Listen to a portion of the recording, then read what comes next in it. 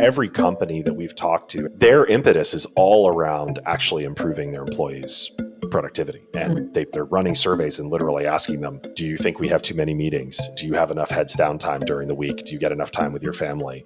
Because people have a lot of choices right now. The labor market is still, at least for now, in a place where it's very hard to attract and retain great talent in tech. And so more and more companies, I think, are understanding that if you burn people out and you run them ragged, don't give them clear incentives to care about their work or clear space for them to live their lives, they'll go somewhere else.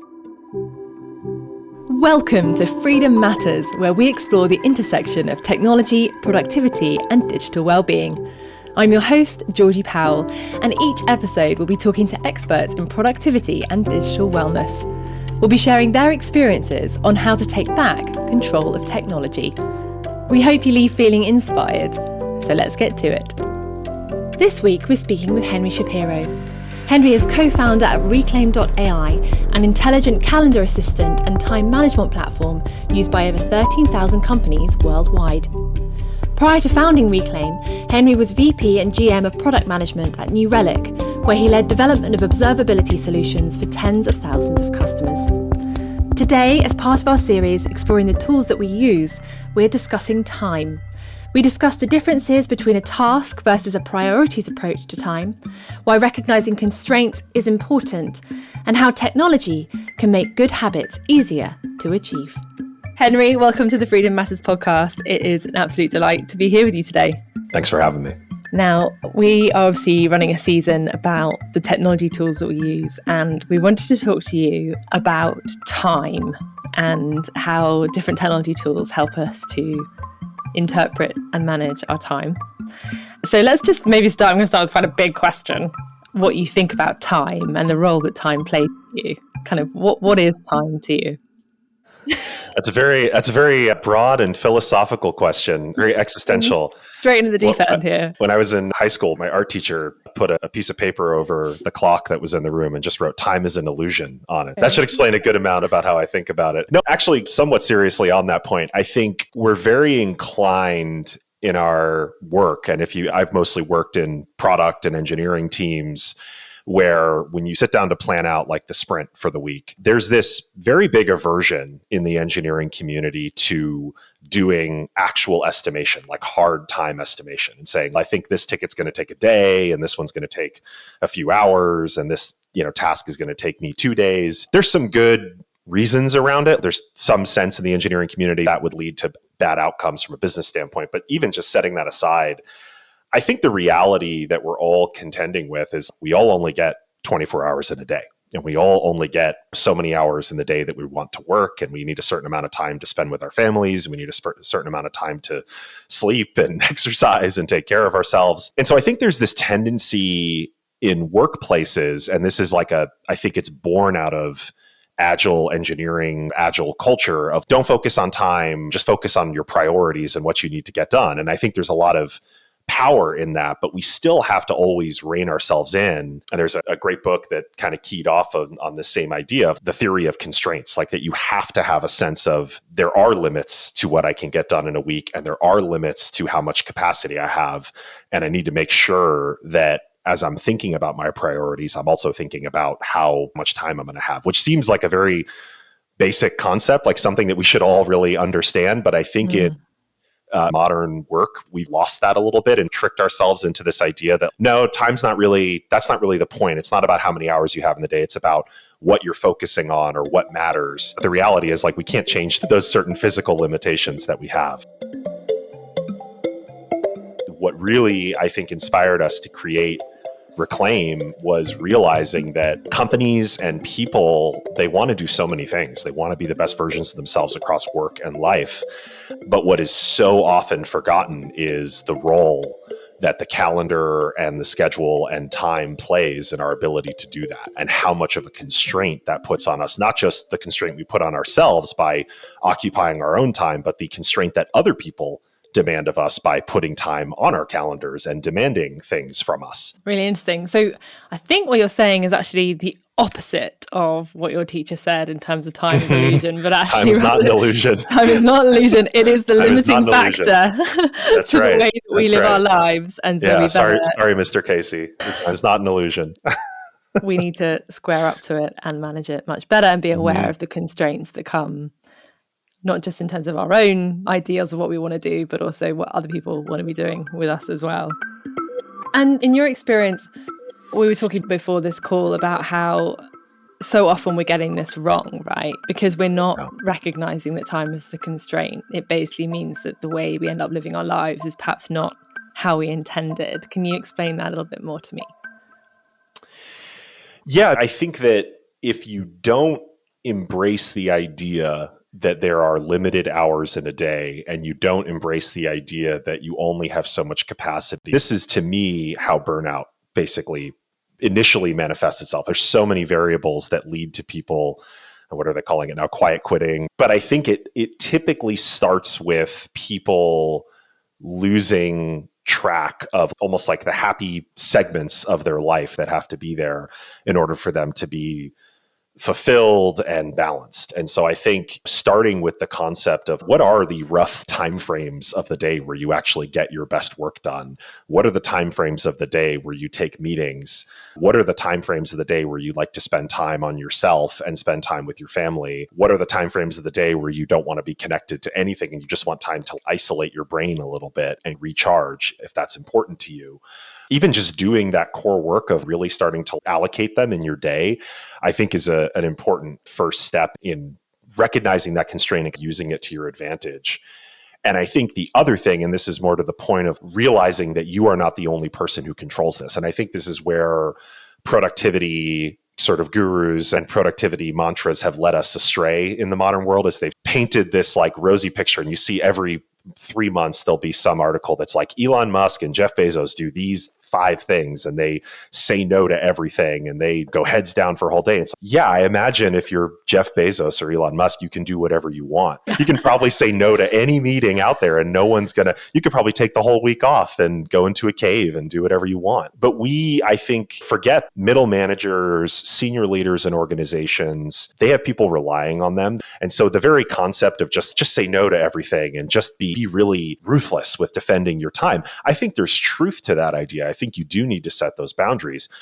But the reality is, if the CEO puts a meeting on your calendar, you're not going to go say, sorry, these are my deep work hours. Can you please find another time? We are ultimately in control of where we spend our time, but depending on the relationships we want to have in our work and our personal lives, we don't ultimately have complete control. There is a certain amount of like obligation and duty that we have to fulfill through where we spend our time.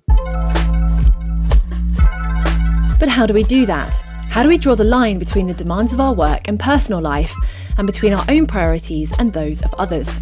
So we have a very, I'd say, flexible model at Reclaim of how we think what we call core collaboration hours. And this is something that more and more organizations are embracing now. Dropbox recently rolled out this, what they call virtual first toolkit. And it was when they, like many companies have, made the decision to go fully remote. And they established this set of what they called core collaboration hours. And the idea was create a spot in the day, and it really shouldn't be more than 4 to 6 hours. And in our case, it's 10 a.m. to 2 p.m. Pacific, where you're generally expected to be around and available for your colleagues. That's where we tend to have any meetings. And it works for different time zones. And outside of those hours, how you spend your time is up to you. And the expectation is we're not generally going to have meetings outside of these hours. We're not going to expect that anyone is around to answer this or that question. And it has a couple of really positive effects, at least for us. One is it will naturally restrict, and this can be uncomfortable for companies and uncomfortable for them to stick to, it naturally restricts the total number of hours you can spend in meetings in a given day. And then the other thing I think it frames is this idea that, and I'm not the first person to say this, work-life balance is a fluid concept. There are people who are tremendously burnt out on their work because they're not feeling fulfilled by it, or they're not feeling great about what they're doing, or they're just not feeling great about their career, or whatever it might be. And they may not be working more than 30, 40 hours a week. It may not be because they're really pushing themselves that hard. There are definitely, obviously, folks who push themselves in terms of hours to the point of burnout. But My sense is that if you really love what you're doing, work-life balance can mean that you work an 8 to 5 or 9 to 5 job, and after 5 p.m. you're offline. And that some weeks is how I operate, or I'm like, I need a week to recharge and I need to make sure my evenings are allocated for my family. And some weeks it's, hey, we're working on something that's really important, and I've set expectations with my family that I'm going to be working some kind of off hours. And the way we end up folding in that time is at different hours during the day. But I do think establishing for companies, like, what are your core collaboration hours? When do you expect people to really be online? And then really, what are your personal hours? And where do you expect that people are going to be offline and doing their own thing? And a lot of what I just talked about is codified into the product that we built. We're very much in the business of trying to help people structure their days and their work weeks around that set of concepts. Yeah, because I was going to say that it's fantastic, this level of flexibility that we all have now, but it puts so much more pressure on us as individuals to take responsibility for our time. Let's talk a bit about the tech and how the tech is starting to get to a place where it can help us to do that. At a core level, we want people to be able to express what matters to them, their preferences, their priorities, and have a system that will accommodate those needs. So whether those needs are for personal or professional objectives that you have, we're in the business of basically making time in your schedule for that and doing it in a way that is flexible and intelligent and adaptive. Early on, when we started the company, like, there were really two kind of primary objectives that we had. The first thing we really wanted to address was this sort of feeling that I think a lot of professionals get as individuals, where they get to the end of a week and they're like, what the hell was that? What did I do? And I feel like I just spent 50 hours in meetings, and now I actually have to work this weekend because I didn't get anything that I actually need to get done this week. You know, the calendar, I think in many ways is like, as companies get bigger, it becomes this debt that everyone has to pay down every single week. And we really want to make the calendar a space that people don't view that way, that they view that the calendar is actually a space that really reflects the entirety of what they care about across both their work and their life, and really gets them thinking about where their time is going and helps them understand their capacity, to my earlier point. At a broader, more kind of enterprise-oriented level, there's this pain, I think, that we really want to help organizations with, which is helping them to understand how their priorities are connected to time and how their resources are connected to time. But I still feel like there's a lot of onus on the individual to be very disciplined in trying to determine how they want to prioritize their time. Yeah, it's funny. When we first built the product, very first prototype of Reclaim was, tell us what your top 5 priorities are, and we will allocate time for them. And we tested it with like VPs of product, engineering managers, CEOs, like pretty experienced, mature professionals. It was honestly pretty astounding to us how few of those people could actually describe their priorities. Yeah. Because I think often humans, we're not inclined to think of things in terms of like priorities. We're inclined to think of them in terms of tasks. I need to do this thing today. I need to do this thing this week. And so our onboarding is very oriented around this idea of, let's just do a couple of really simple things that are really universal. First thing is, let's make sure your personal appointments get reflected on your work calendar.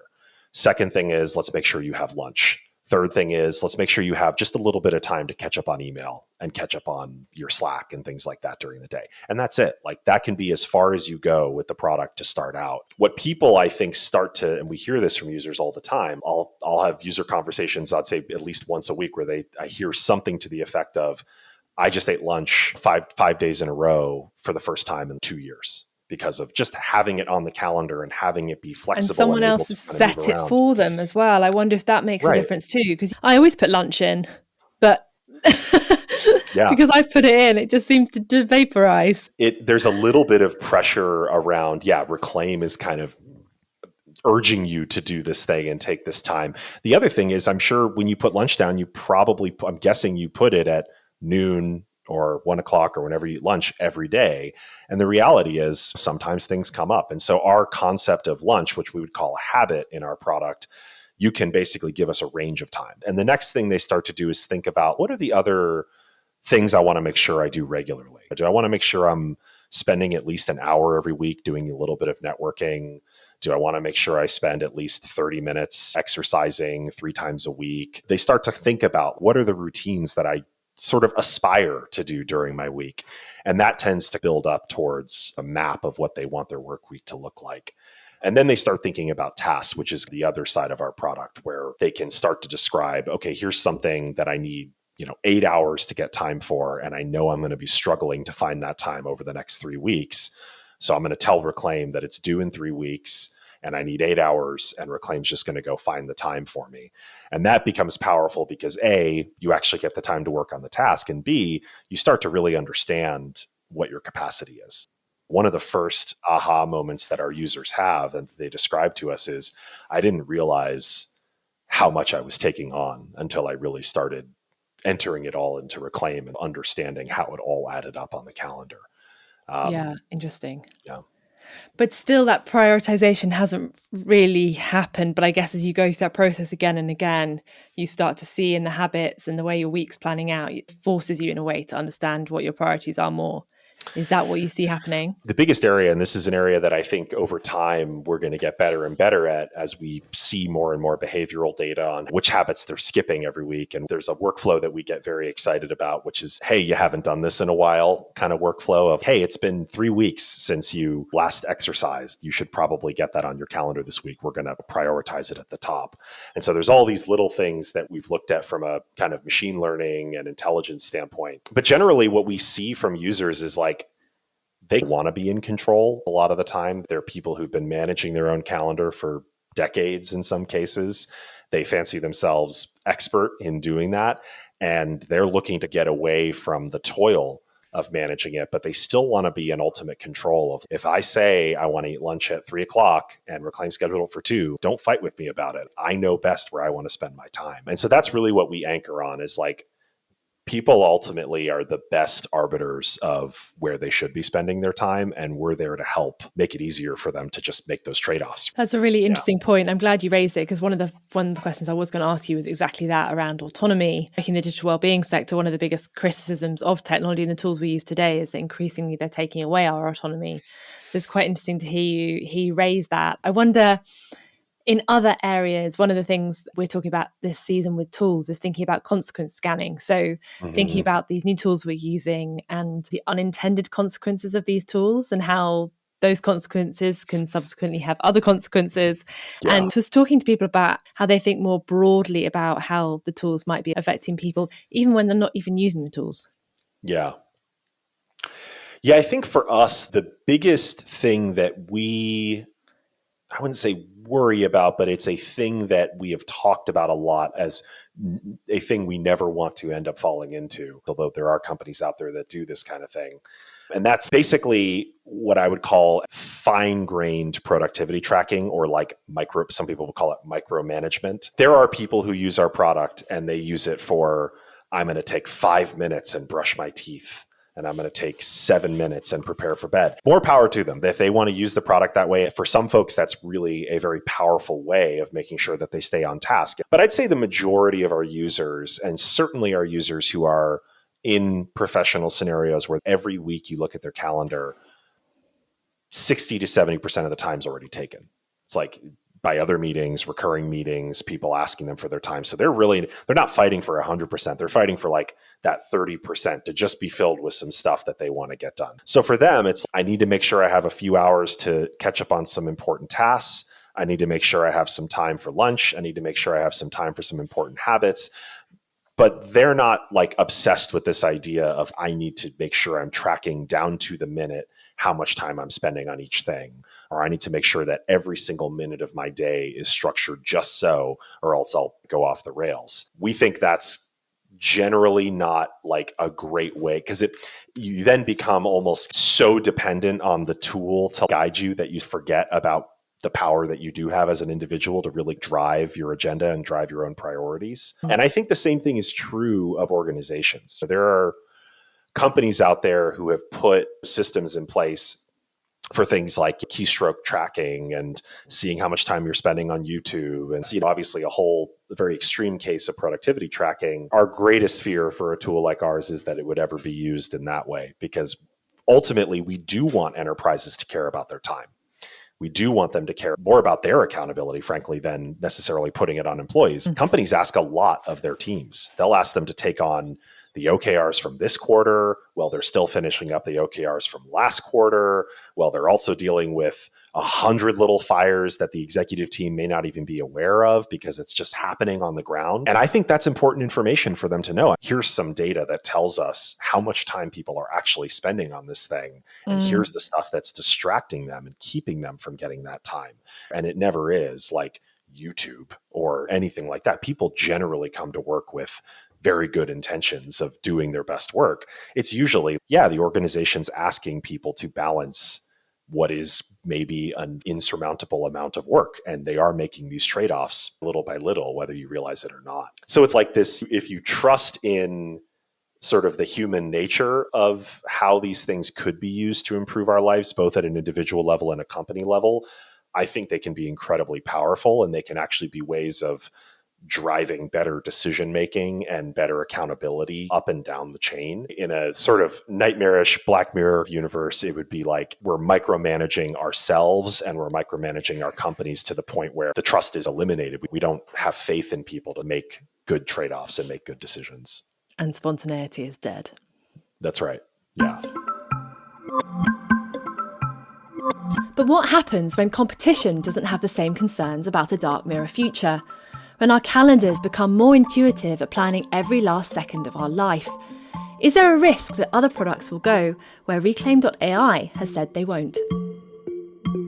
Look, at the end of the day, the reason I think social media apps can do what they do is they have these very clear incentives where it's you get this massive service where you get to post and see other people's content and just have this immense trove of information at your fingertips. The trade-off is you are the product. Like you are the thing that we're selling, basically. I think in the context of our world, for what it's worth, every company that we've talked to, their impetus is all around actually improving their employees' productivity. And they're running surveys and literally asking them, do you think we have too many meetings? Do you have enough heads down time during the week? Do you get enough time with your family? Because people have a lot of choices right now. The labor market is still, at least for now, in a place where like it's very hard to attract and retain great talent in tech. And so more and more companies, I think, are understanding that if you burn people out and you run them ragged, don't give them clear incentives to care about their work or clear space for them to live their lives, they'll go somewhere else. So I think it's genuinely important to companies to figure that puzzle out. And I think also they're concerned about it from a company productivity standpoint, but I don't think they're looking at it as it's this employee's fault or it's that employee's fault. I think they're looking at it as, look, this is just what happens. Companies get bigger and culturally we start trending more and more towards meetings and so many things flying around. And it's just the nature of the beast. And let's try to decrease the likelihood that overruns us entirely. So at least for now, every sign I'm seeing is pointing towards companies actually really wanting to utilize this type of tech as like a way to genuinely help, yes, make the company more productive, but also like increase retention, which really means like making employees happier.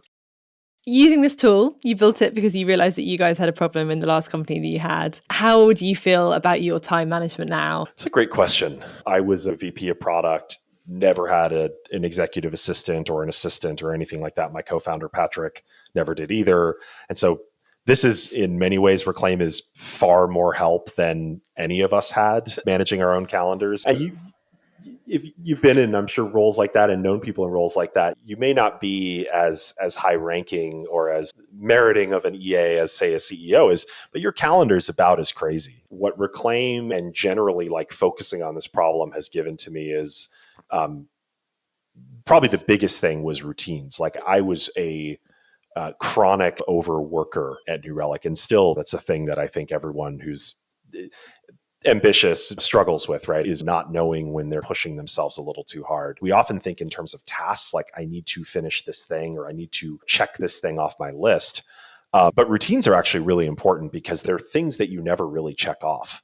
Like they're things you do on a regular basis throughout the week, but making sure that, hey, I exercised 3 times this week, or I ate lunch 5 times this week, or I got time to read a book this week. Keeping yourself anchored in those types of things, that's probably been one of the biggest, and that's my particular feature in Reclaim. That's the one that I tend to spend the most time And then one-on-ones, that was the other thing that I think we also forget about is when you become a manager and you have a team of even 12 people, 10 people, like not even that big of a team necessarily, you're probably going to end up with somewhere between 15 and 20 one-on-ones. And so we forget that even those are like 30 minutes a piece. You're talking about like 10 hours. And if you're doing it weekly, that's 25% of your work week. It's pretty intense. So another element that I found very useful is really around how we manage your one-on-one meetings, and even just the concept of I go on vacation or this person goes on vacation and Reclaim just finds the next best time. And having the ability to sort of let the system schedule those things flexibly throughout the week and make changes as things get booked over.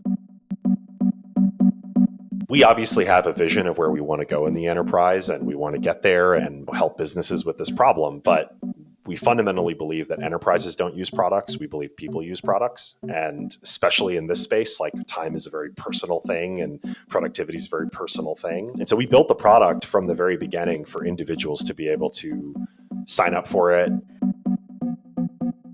So at Freedom, we're advocates of the 4-day work week, and we've spoken with Alex Pang, and this just feels like a place where a product like Reclaim can really help solve a lot of problems. I mean, we have companies right now that are using our product to roll out a no meetings days, which is not quite a 4-day work week, but it inches in that direction. Because if you accept the idea that no meeting day means genuinely no meetings, my day is entirely my own, people could take that day and just go have a personal day if they want to. It gets rid of the obligation that, oh crap, I have to be online because there's a meeting at 3. So we're seeing people inching towards it. You know, the 4-day work week is one of these like big band-aids that I think companies are afraid to rip off, even though there's so much good proof around it being effective for companies. But even just no meeting days, I think, start to push in that direction because they let people start experimenting with the idea of, well, what would it look like if we effectively didn't really work together more than 4 days a week? Yeah. What if we gave everyone 1 day of space where they just got to do their own thing? It kind of needs to be no meetings, no comms. Yes. Yeah. That's a good point. That's a very good point. One of the other things we built out in the product was this Slack status sync feature that will basically sync your Slack status to your calendar. And we'll auto categorize different types of meetings. And so and you can also set do not disturb for different categories. So if you're in a personal commitment or meeting with a customer, you can set it to do not disturb. If you're in like deep solo work, you can set it to do not disturb. You can customize the message that shows for each category of work. And so we think a lot about like outside of the calendar, what are the signals that tell people that you are or are not available to communicate? And can you use that as a way to set other kinds of boundaries beyond just your time, right? Where it's like, look, my calendar is kind of saying like, please give me 2 hours here. Fascinating. I'm definitely going to try it. Henry, thank you so much for your time today. You've been a fantastic guest for the Freedom Matters podcast. We're really so grateful to have had you. Thank you. Thank you for taking the time. I appreciate it. Thank you for joining us on Freedom Matters. If you like what you hear, then subscribe on your favourite platform. And until next time, we wish you happy, healthy, and productive days.